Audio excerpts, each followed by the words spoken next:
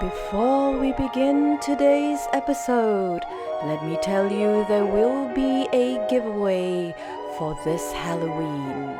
Stay tuned to the end of the video for the details. Mwahahaha! Hi guys, it's June here, and wherever you are around the world, I hope you guys are staying safe and feeling fabulous. I just want to give a super duper warm welcome to all my new subscribers. Thank you so much for coming on board, and for the rest of you, it's good to see you again. Can you believe it? We are now already at the very tail end of October. You know what that means? It means 2 more months to complete all that book challenges. I signed up for 3. What was I thinking? The plan was to finish everything by November. I do not think that's going to happen because I kind of get distracted when I go to the library or when I go to the bookstore, or even just getting a book from my bookshelf. I know I'm not as focused on looking for books to meet all the criteria that has been set in the book challenges. But in any case, we will do our best. I will focus a little bit more on the pop sugar challenges. You guys probably can tell by now. Well, with that said, let's get rolling.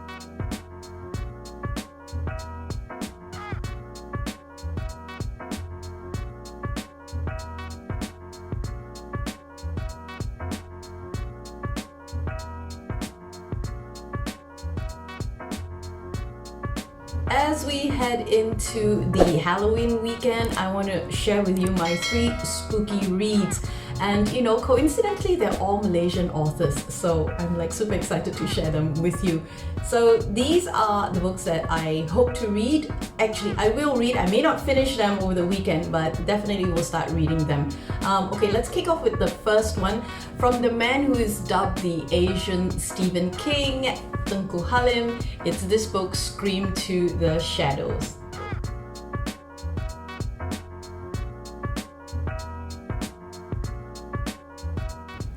Within these quivering pages, you will encounter the beautiful wife who keeps returning from the dead, a bookseller with a cursed book collection, a bewitching hermaphrodite, a terrifying demon unknowingly unleashed, a village where were-tigers abound, and many more spine chillers of the night. Now, this is a collection of stories written over a period of 2 decades. These dark stories are feats of mystery and imagination that will keep you turning the pages until you scream to the shadows. That sounds scary enough, but I do want to share with you what's written in the introduction, which I found rather amusing. Let me get to the page. Okay, it says here, this is the introduction. Welcome to our theme park. Be warned, this is no Disneyland with its ever so delightful Fantasyland, Adventureland, Mickey's Toontown, and Main Street USA. No, we have our own curated themes here, ones for you to experience, enjoy, and indulge in, all on your own, because this, dear friend, is no family outing, and we're only open at the dead of night. Loving it already. Okay, this is really an impressive collection of short stories. They are actually divided into different categories. So part 1 is the occult world. The second part is fragmented minds. Part 3, dark technology. So I guess that's all about, maybe social media and stuff like that.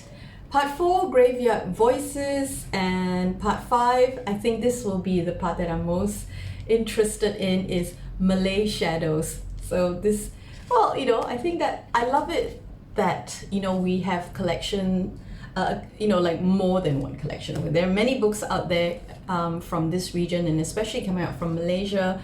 I really appreciate all those spooky tales that, that we grew up with, and now, they are in book form, so that's good. So may these scary stories last for many generations to come. The second spooky read is Taiping Tales of Terror. This is written by author Julia Hui, who is also a screenwriter and a playwright.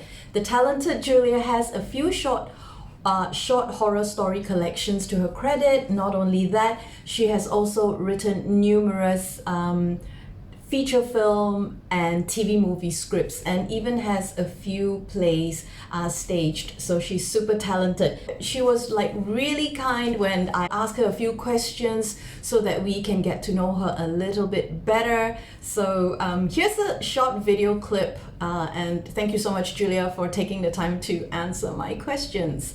So let's roll it, guys. There are no guys. The crew is myself. Okay, so let's just roll it.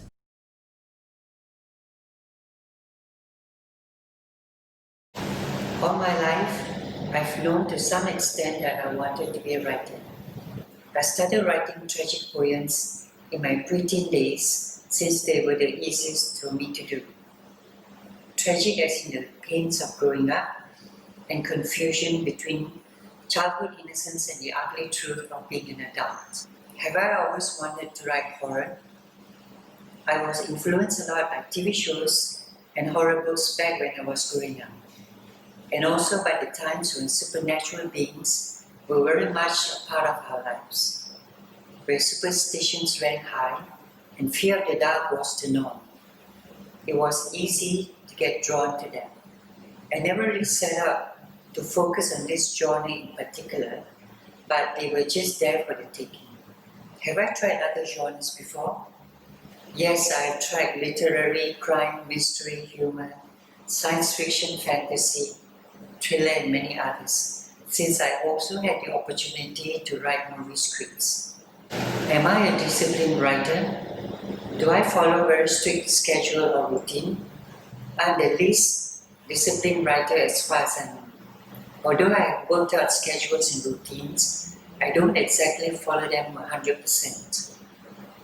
I can write in the wee hours of the morning or late at night depending on the need to do so. Once the juices start flowing, I could write for quite a fair bit of time. What is my writing quirk or habit?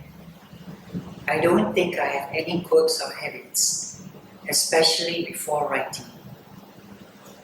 Do I need to have some specific items, or do I need to do something special before I start writing? No, not in particular. I just dive into whatever I have, whether it is done on a laptop or in longhand. Am I superstitious? I may have been when I was younger, but as I grew older and understood it for what it was, I didn't take it seriously. If not, how would I describe myself?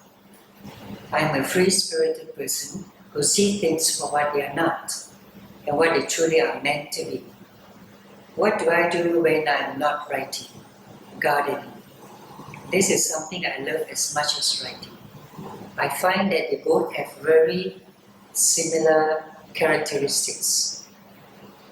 What are you reading at the moment? I tend to read a few books simultaneously. I usually pick books up which are highly recommended, and if they don't move me after the first few chapters, I may try on another book. But I usually take time to finish them, even if it takes a few years. Which book has the most influenced or affected me the most? Some of them are Firestarter, 𝘬𝘮𝘰𝘮𝘦, Pen Book of Horror Stories, Suspect X, The Outsiders, and many others. What can you look forward to from me in the future? Many more books, I hope. Any special projects that I'm involved in? This next novel, or at least the first novel that I'm working on, is the closest to my heart. It's called 𝘮𝘮𝘰𝘮𝘦.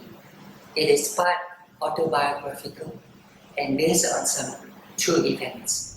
I hope you enjoyed that video clip. Thank you so much, Julia, for taking the time to answer these questions. I'm always very interested to hear about, the writing habits of other authors. It's very interesting, whether they are superstitious and if they have some, special quirks or practices that they get into before they start writing, or they just write. The third spooky read is in Bahasa Malaysia or Bahasa Melayu, depending on, where you are from and how you prefer to say it. I grew up referring to it as Bahasa Malaysia, so Bahasa Malaysia it is for me, or just BM, okay? So this one is Project Seram Hutan. Look at the cover, that is really kind of spooky, right? I kind of like picked this up last minute from the library, so because it looks so scary and I thought it was very appropriate for the theme, I just picked it up. I'm not sure what this is about. This book is written by Faizul Rahim, Sufi Abkari, and Julie Jasmine. And I believe there are 3 stories in here. The first one is entitled Yaksha. I'm not sure what that means. Okay, that's not a word that I'm familiar with. Yaksha?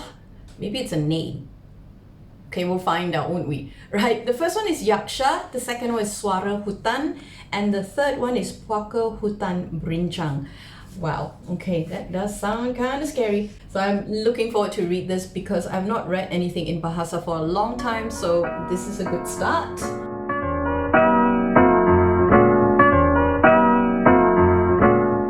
Hey guys, the Halloween giveaway is happening over at my Instagram account. Look for me, I'm at Right On Pause. The contest is open between October 31st to November 8th, 2020. You get a chance to win a copy of Julia Ui's Typing Tales of Terror. So make sure you take part. Head on over to Instagram. I wish you guys the very best of luck. Happy Halloween! Well, that's it for this episode. I hope you found my 3 spooky reads for a Halloween weekend helpful. Okay, do share with me what you like to do during the Halloween. Okay, I don't like in Singapore or even in Malaysia. I don't think we celebrate it like big time. But you know, we can celebrate in our own small ways, I guess. And also because we're kind of we're not fully out of our lockdown situation yet. We're all still being very careful, so I guess not much partying happening. So guys, please do not go out unless it is absolutely necessary. And if you do, remember to wash your hands and put on your mask. Okay, so do tell me, what are your favorite spooky reads, and what are some of the special things you guys do during Halloween? Or perhaps you don't do anything at all. In any case, do tell me what you have been up to. I'd love to hear from you, okay? Well, until I see you again, remember to be kind and be brave. Bye!